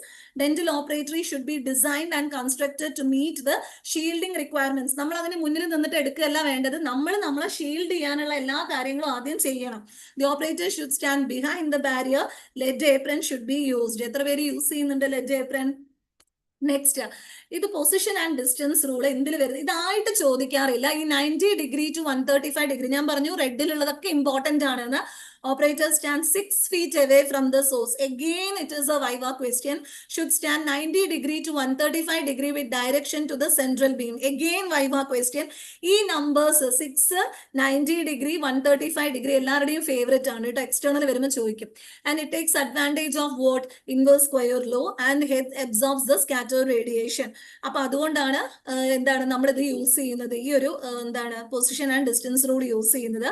Film holding devices use ചെയ്യുക. Avoid holding the X-ray tube head. ഇത്രയും നമ്മൾ ചെയ്യണം. ആര് ചെയ്യണം? ഇത് ഓപ്പറേറ്റർ ചെയ്യണം. Now, protection against leakage radiation, stray radiation. What will you do? Neither the tube nor the cone should be handheld. Machine should be periodically checked for the leakage. And protection against secondary or scattered radiation, high-speed films, filtration, collimation. Secondary എന്ന് കേട്ട ഉടനെ നമ്മൾ ഈ 3 കാര്യങ്ങൾ ഫിലിംസും ഫിൽട്രേഷനും കോളിമേറ്റേഴ്സും അവിടെ അങ്ങ് എഴുതി വെച്ചേക്കണം. അപ്പം അത് അതിനോട് കവർ ആവും. മനസ്സിലായോ? എല്ലാ കാര്യവും നമുക്ക് ഇങ്ങനെ കാണാപ്പാടം നമുക്ക് എടുക്കാൻ പറ്റില്ല. അപ്പൊ എന്തൊക്കെയാണ് നമ്മൾ ഇങ്ങനെ ഒരു കഥ പോലെ ആലോചിക്കുക. ഇപ്പൊ അയാൾ ഉള്ളിൽ നിൽക്കുന്ന സമയത്ത് പ്രൈമറി റേഡിയേഷൻ ഉണ്ടാവും, സെക്കൻഡറി റേഡിയേഷൻ ഉണ്ടാവും, സ്കാറ്റേർഡ് റേഡിയേഷൻ ഉണ്ടാവും. അപ്പൊ ഓരോന്നിൽ നിന്നും എന്താണ് പ്രൊട്ടക്ട് ചെയ്യുക? സ്കാറ്റേർഡ് റേഡിയേഷൻ നമ്മൾ പഠിച്ചത് എന്താ? മറ്റു കാര്യങ്ങളാണ്. എന്താണ്? സോറി, ലീക്കേജ് റേഡിയേഷൻ ഉണ്ടാവും, സ്കാറ്റേർഡ് റേഡിയേഷൻ. അപ്പൊ എന്താണ് നമ്മൾ പഠിച്ചത്? ഫിൽറ്റേഴ്സ്, കോളിമേറ്റേഴ്സ്, ആ പൊസിഷൻ ഇൻഡിക്കേറ്റിംഗ് ഡിവൈസസ്, പിന്നെ ഈ സ്പീഡ് ഫിലിംസ്, അത് ഇവിടെയും മെൻഷൻ ചെയ്യാം. അപ്പൊ അതിന് പഠിച്ചു കഴിഞ്ഞാൽ എല്ലാത്തിലും അത് മെൻഷൻ ചെയ്യാം. അത് മര്യാദയ്ക്ക് എഴുതാനും അതിന്റെ എന്താണ് അതിന്റെ യൂസ് എന്നുള്ളതും പഠിച്ചു വെക്കണം. ഇനി ക്വാളിറ്റി അഷ്യൂറൻസ്, ഇത് ജസ്റ്റ് ഒന്ന് മെൻഷൻ ചെയ്താൽ മതി. Quality assurance programme should be establish to ensure high quality radiographic images. ഇനി planned activity to ensure that a dental office will consistently produce high quality images with minimum exposure to the patient എന്ന് പറഞ്ഞിട്ട് ഒരു quality എന്ന് വെച്ചാൽ നമ്മൾ എടുക്കുന്ന റേഡിയോഗ്രാഫ്സ് high quality ആണ് എന്നുള്ളതും അത് മിനിമം എക്സ്പോഷർ ആണ് പേഷ്യന്റ് കൊടുക്കുന്നത് എന്നുള്ളതും നമ്മളുടെ പ്രൊട്ടക്ഷനും പേഷ്യന്റ് പ്രൊട്ടക്ഷനും ഒക്കെ ഇമ്പോർട്ടന്റ് ആണ്. ആൻഡ് കണ്ടിന്യൂയിങ് എഡ്യൂക്കേഷൻ, നമ്മൾ പ്രാക്ടീഷണേഴ്സ് ആണെങ്കിൽ, നമ്മൾ അവിടെ നിൽക്കുന്ന ഓപ്പറേറ്റർ ആണെങ്കിൽ നമ്മൾ പുതിയ ടെക്നോളജി അറിഞ്ഞിരിക്കണം. എന്തൊക്കെയാണ് മെത്തേഡ് എന്ന് അറിഞ്ഞിരിക്കുന്നത്. ഇപ്പൊ ഓട്ടോമാറ്റിക് പ്രോസസ്സിങ് എല്ലാവർക്കും അറിയാം. ഓപ്പറേറ്ററിന് അറിയില്ലെങ്കിലോ അത് പറ്റില്ല. ഇമേജ് നമ്മൾ സെൻസേഴ്സ് വന്നു, എല്ലാവരും ഇപ്പൊ അതാ യൂസ് ചെയ്യുന്നത്. നമ്മളിപ്പോഴും പണ്ട് ഫിലിം എടുത്തിട്ട് എന്താ പറയാ ഡാർക്ക് റൂമിൽ ചെന്നിട്ട് ചെയ്യുകയാണെങ്കിലോ അത് പറ്റില്ല. നമ്മൾ എപ്പോഴും അപ്ഡേറ്റഡ് ആയിരിക്കണം. എന്തൊക്കെ മെഷേഴ്സ് ആണ് വന്നിട്ടുള്ളത് പ്രൊട്ടക്ഷൻ എന്നുള്ളതും എന്തൊക്കെയാണ് നമ്മൾ ഉപയോഗിക്കേണ്ടത് എന്നുള്ളതും ഒക്കെ ഒരു ഓപ്പറേറ്റർ ഉണ്ട്. നിങ്ങളുടെയൊക്കെ കോളേജസിൽ ആരുണ്ടാവും? ഒരു റേഡിയോ ടെക്നീഷ്യൻ ഉണ്ടാവും. സോ ഒബ്വിയസ്ലി അവർക്ക് അത് അറിയുന്നുണ്ടാവും. ചിലപ്പോൾ നമ്മൾ പറയാറില്ലേ ചേട്ടനാണ് അല്ലെ ചേച്ചിക്കാണ് കൂടുതൽ അറിയുന്നത്, നമ്മളെക്കാളും നമ്മളെ ഒന്ന് സഹായിക്കണം എന്നൊക്കെ പറയുന്നത് എന്തുകൊണ്ടാണ്? അവർക്ക് ഇതിന്റെ ക്ലാസ് ഉണ്ട്, അവർക്ക് ഇതിന്റെ അപ്ഡേഷൻസ് വളരെ ഇമ്പോർട്ടന്റ് ആയതുകൊണ്ടാണ്. No protection of the environment. The primary beam should be directed only towards the patient. അത് എപ്പോഴും അങ്ങനെയാണ്. പേഷ്യന്റ് പൊസിഷനിങ് വളരെ ഇമ്പോർട്ടന്റ് ആണ്. Walls made of 3-inch concrete ആയിരിക്കണം, 3 into 16-inch steel or 1 millimeter of lead to the protect the adjacent rooms. Now barium can be used in the form of barium concrete or the plaster. Doors of the radiology room should function as the secondary barriers. Incorporation of lead, that is lead line plywood and window, lead glass should be there. ഇതൊക്കെ നമ്മൾ കാണാണ്ട് നമ്മൾ അറിയേണ്ട കാര്യങ്ങളാണ്. ഇത് self explanatory ആണ്. ഒന്നും ഇതിൽ എനിക്ക് ആഡ് ചെയ്യാനില്ല, അതുകൊണ്ടാണ് ഞാൻ എക്സ്പ്ലെയിൻ ചെയ്യാത്തത്. Okay, now basic protection requirements എന്തൊക്കെയാണെന്ന്. Radiation area should be at 1 corner in the building such that at least 2 walls open to the environment. Wall thickness in all directions equivalent to 2 millimeter lead. Doors should be protected by same thickness of lead. ഇതൊന്നും ആരും എഴുതി എടുക്കണ്ടേ, ഞാൻ PDF provide ചെയ്യും. ഞാൻ അതിന് വേണ്ടിയിട്ടാണ് ഇത് കഷ്ടപ്പെട്ട് ഇങ്ങനെ തന്നെ പോയിന്റ്സ് ആക്കിയിട്ട് എഴുതിയത്. All cracks and flanges around the door should be protected by additional strip of lead. Windows should be at least 2 meters from the ground outside the X-ray room and at least 1.6 meters from the floor inside the room. Caution or warning signs should be displayed. Room and adjacent office should be monitored. ഇവിടെയൊക്കെ പിള്ളേർ ചെയ്യുന്ന ഒരു കാര്യമാണ്. അത് AC ആണെന്ന് പറഞ്ഞിട്ട് അതിൻ്റെ ഉള്ളിൽ പോയിരിക്കും. നല്ലതാണോ? നല്ലതല്ല. ഒരിക്കലും റേഡിയേഷൻ റൂമിൽ അനാവശ്യമായിട്ട് കയറാനോ അല്ലെങ്കിൽ എക്സ്റേ റൂമിൽ എന്താ വെറുതെ പോയിരിക്കാനോ അല്ലെങ്കിൽ ആളുകളോട് സംസാരിക്കാൻ പോയിരിക്കാനോ ഒന്നും ചെയ്യരുത്. കഴിയുന്നത്ര ഇതിൽ നിന്നൊക്കെ മാറി നിൽക്കാൻ ശ്രമിക്കുക. ഓക്കെ, നമ്മൾ അലാറ എപ്പോഴും ഫോളോ ചെയ്യുക. Now, next is thermoluminescent dosimeter. കണ്ടിട്ടുണ്ടോ thermoluminescent dosimeter? ഒരു മിനിറ്റ് കേട്ടോ, ഞാനത് എടുത്തിട്ട് വരാം, ഒറ്റ മിനിറ്റ്.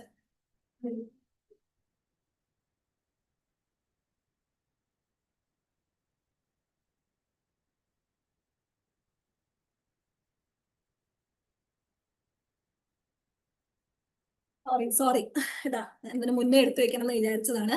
സോ തെർമോലൂമിനിസെന്റ് ഡോസിമീറ്റർ കാണാത്തവർക്കാണെ, കാണുന്നുണ്ടെന്ന് വിചാരിക്കുന്നു. So thermoluminescent dosimeter is a small device used to measure exposure to ionizing radiation. Basically it tells you how much radiation someone has absorbed over a time. ഇതൊരു ചെറിയ നമ്മുടെ ബോഡിയിൽ നമ്മൾ എപ്പോഴും ഇങ്ങനെ കോട്ടിന്റെ മുകളിലൊക്കെയാണ് ഇത് വെക്കുക. ഓക്കെ, ഇതിനൊരു ക്ലിപ്പ് ഉണ്ട്, അതിങ്ങനെ കോട്ടിന്റെ മുകളിലൊക്കെ വെക്കും. എന്നിട്ട് ഇതിന് പറയുന്നത് TLD ബാഡ്ജ് ആയിട്ടും ഉണ്ട്. ഒരു TLD ബാഡ്ജ് എങ്ങനെയാ ഉണ്ടാവുക? TLD കാർഡ് ഹോൾഡർ, ഇത് കണ്ടോ, ഇതിങ്ങനെ കാണുന്നുണ്ടോന്ന് അറിയില്ല. ഇതിങ്ങനെ നമുക്ക് തുറക്കാൻ പറ്റും, എല്ലാം തുറക്കാൻ പറ്റും. ഓക്കെ, ഈ TLD ബാഡ്ജ് തുറക്കാൻ പറ്റും, കാണുന്നുണ്ട് വിചാരിക്കുന്നു. ഓക്കെ, അത് കഴിഞ്ഞിട്ട് എന്താണ് ഇതിന്റെ പാർട്ട്?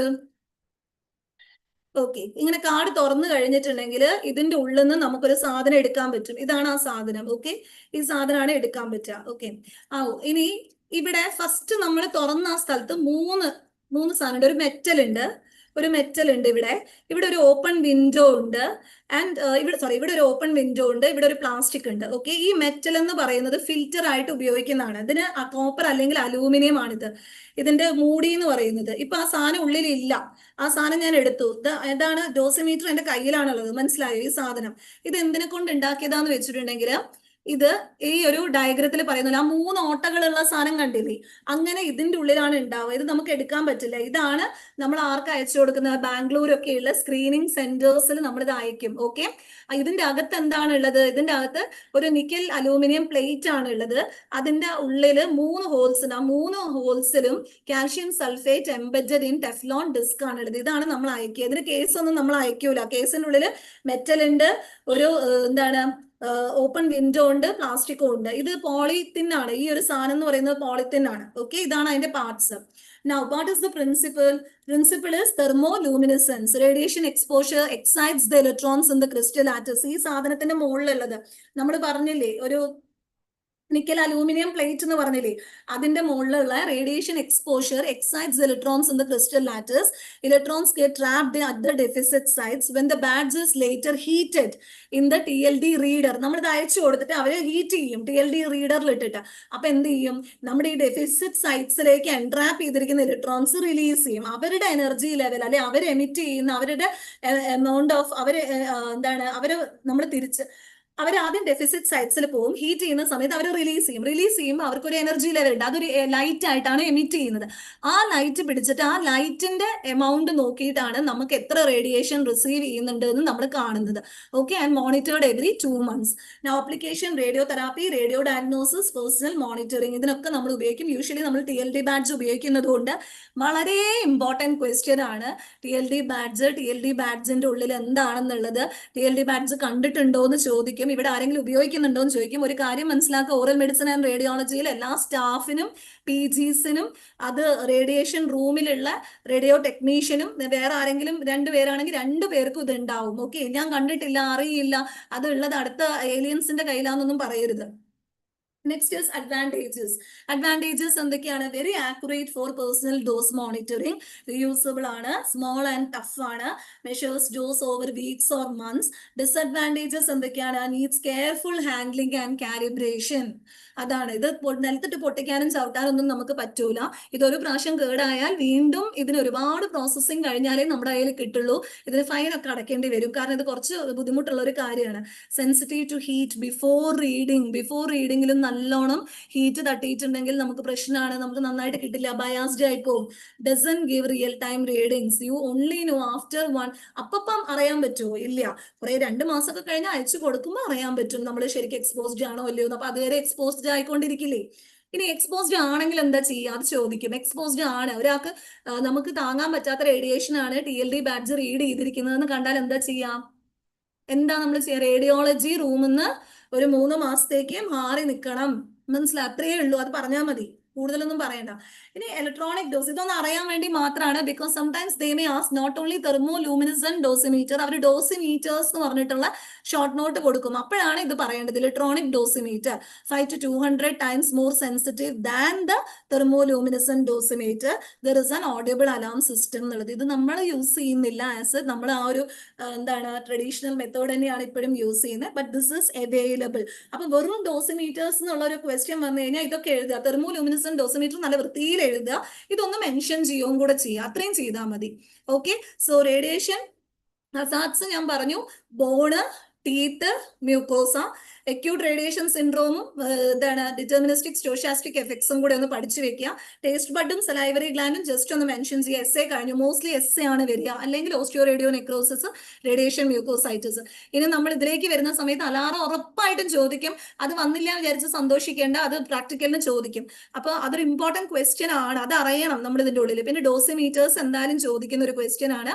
പിന്നെ റേഡിയേഷൻ പ്രൊട്ടക്ഷൻ, എന്തെങ്കിലും ഒന്ന്, എന്താണ് radiation protection of the dental personal, മിക്കവാറും ഓപ്പറേറ്റർ ആയിരിക്കും. അപ്പോഴും എല്ലാം മെൻഷൻ ചെയ്യണം. ഒരു എക്യുപ്മെന്റിന്റെ അകത്ത് ഫിൽറ്റേഴ്സ്, മറ്റേ പേഷ്യന്റിനല്ലേ മാം പറഞ്ഞത്? അല്ല, ഒരു പ്രൊട്ടക്ഷൻ എന്ന് പറയുമ്പോൾ എന്താണ്, അയാളുടെ ആ എൻവയറമെന്റ് എങ്ങനെയായിരിക്കണം അതിലെല്ലാം എഴുതണം കേട്ടോ. അതിനാണ് ആ ക്വസ്റ്റ്യൻ ചോദിക്കുന്നത്. Radiation protection of dental personal എന്ന് പറഞ്ഞിട്ട് ചോദിക്കും. ഇപ്പൊ നമ്മൾ വിചാരിക്കും ആകെ ഒരു പൊസിഷൻ ഡിസ്റ്റൻസ് റൂളും പിന്നെ അയാൾ മുന്നിൽ നിൽക്കരുത്, അയാൾ പിന്നിൽ നിൽക്കരുത്, ഇങ്ങനെ എഴുതിയാൽ പോരാ. കാരണം അയാളുടെ എൻവയറമെന്റിനെ കുറിച്ച് എഴുതണം. അയാൾ പേഷ്യന്റ് എക്സ്പോസ് ചെയ്യുമ്പോഴും ബിഫോർ എക്സ്പോഷറും ആഫ്റ്റർ എക്സ്പോഷറും എന്താണ് ചെയ്യേണ്ടത് എന്ന് എഴുതണം. അതുപോലെ അയാളുടെ പ്രൊട്ടക്ഷനും എഴുതണം. എന്നാലേ അത് കംപ്ലീറ്റ് ആവുള്ളൂ. അതാണ് ആ ക്വസ്റ്റ്യൻ അങ്ങനെ ചോദിക്കുന്നത്. ഓക്കെ. അപ്പൊ എല്ലാവരും പറയുന്നത് ഓപ്പറേറ്ററിനെ മാത്രം എഴുതിയാൽ മതി, ഓപ്പറേറ്ററിനെ മാത്രം എഴുതിയാൽ പോരാ. അപ്പൊ ഇത് കുറച്ചും കൂടെ ആഡ് ചെയ്യുന്നത് എസ് എ ആണ്, അപ്പൊ മാർക്ക് കിട്ടില്ല. പിന്നെ ഡോസിമീറ്റേഴ്സ് ആണ് ക്വസ്റ്റ്യൻ എങ്കിൽ തെർമോലൂമിനിസെന്റ് ഡോസിമീറ്ററും ഇലക്ട്രോണിക് ഡോസിമീറ്ററും എഴുതുക. തെർമോലൂമിനിസെന്റ് TLD എന്നുള്ള ഒരു ക്വസ്റ്റ്യൻ ചിലപ്പോൾ അങ്ങനെ വരും. അപ്പൊ അതിന്റെ ആദ്യം തന്നെ അതിന്റെ ഫുൾ ഫോം എഴുതിയിട്ട് വേണം ബാക്കി ഈ പോയിന്റ്സ് ഒക്കെ എഴുതാൻ വേണ്ടിയിട്ട്. അപ്പൊ all the best for your exams. ഇത്രയാണെന്ന് തോന്നുന്നു നമ്മുടെ ക്വസ്റ്റ്യൻസ് ഡിസ്കഷനിലുള്ളത്. ഓക്കെ. സോ PDF ഞാൻ പ്രൊവൈഡ് ചെയ്യുന്നതായിരിക്കും. ഇത് എഴുതിയെടുക്കാൻ പറ്റിയില്ല അങ്ങനെയൊന്നും ഇതാണ്ട് ഇത് തന്നെ നന്നായി പഠിക്കുക. ആൻഡ് റെഡിങ്ങിൽ എഴുതിയതൊക്കെ കുറച്ചും കൂടെ നന്നായിട്ട് പഠിക്കുക. Okay. Chithra? Yes, ma'am. Any doubts, participants?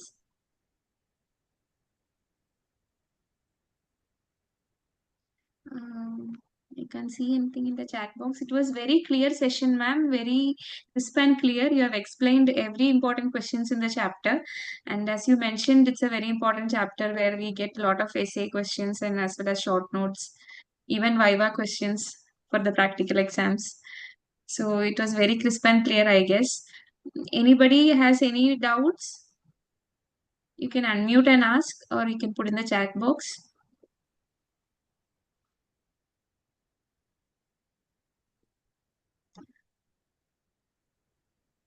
I think, ma'am, that was very clear for everyone. So thank you so much, ma'am. On behalf of ASMIC and on behalf of the organizing committee, ASICIA, would like to thank you and present you the certificate. Thank you, Chitra. Thank you for giving me this Thank you. opportunity on behalf of ASMIC and ASICIA Dental College. My heartfelt thanks to Dr. Deepa, who's the secretary of ASMIC, and to you also. You have been like walking behind. It's like, you have given me the entire strength for coming here and again checking for the Wi-Fi. And I was actually, I got tensed when I didn't get the Wi-Fi the other time. I have already explained to you where I'm staying. I don't have this Wi-Fi, so I have came to a cafe and I have like asked them that whether I can use their Wi-Fi, and I'm doing the class now. Oh, that is very nice gesture from your side, ma'am. Like a lot of pain is taken for the students. So thank you once again, ma'am. Thank you so much. Okay. And all the best, my students. Do well. Okay. Yeah. You still have time to study. Thank you. We have come to the end of today's session. Thank you all the participants on behalf of the organizing committee. And thank you everyone. Thank you Deepa ma'am and all the faculty members present here. And good night to all. We'll see you tomorrow.